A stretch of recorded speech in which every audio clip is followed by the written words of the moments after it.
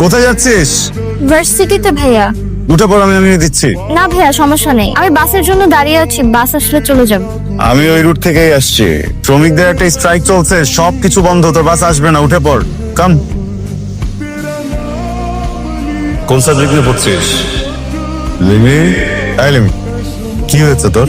ও ভাইয়া, এক্সাম তো তাই একটু টেনশনে আছে। কি প্রশ্ন করছিলে? তুই কোন সাবজেক্ট নিয়ে পড়ছিস? আমি বিবিএ নিয়ে। BBA, good. অনার্স শেষ করে জব করার ইচ্ছে আছে? হ্যাঁ ভাইয়া, তা তো আছেই।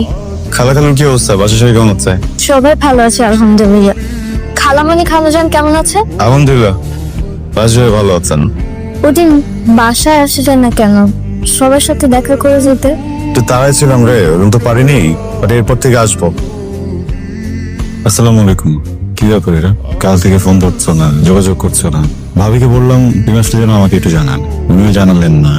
তোমার তো বোঝা উচিত যে আমি তোমার সাথে কথাই বলতে চাচ্ছি না। সরি। সরি?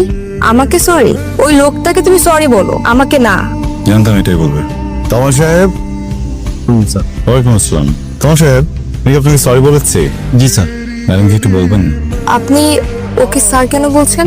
স্যার আসলে ওই দিন রাস্তা সিসিটিভি ফুটেজটা বের করে আমার খোঁজ করেন, জানতে পারেন যে আমি শিক্ষিত বেকার ছেলে, সেই জন্য হচ্ছে স্যার আমাকে চাকরিটা দেন। সেই সুবাদে উনি আমার স্যার। ধন্যবাদ ম্যাডাম, আপনার জন্য আমার চাকরিটা হয়েছে, আমার জীবনের সমস্যাটা সমাধান হয়েছে। আমি দোয়া করি আপনাদের যাতে বিয়েটা হয়, এটাই আমার কাম্য। তোমার সাহেব আমার কাজিন, প্রেমিকা না।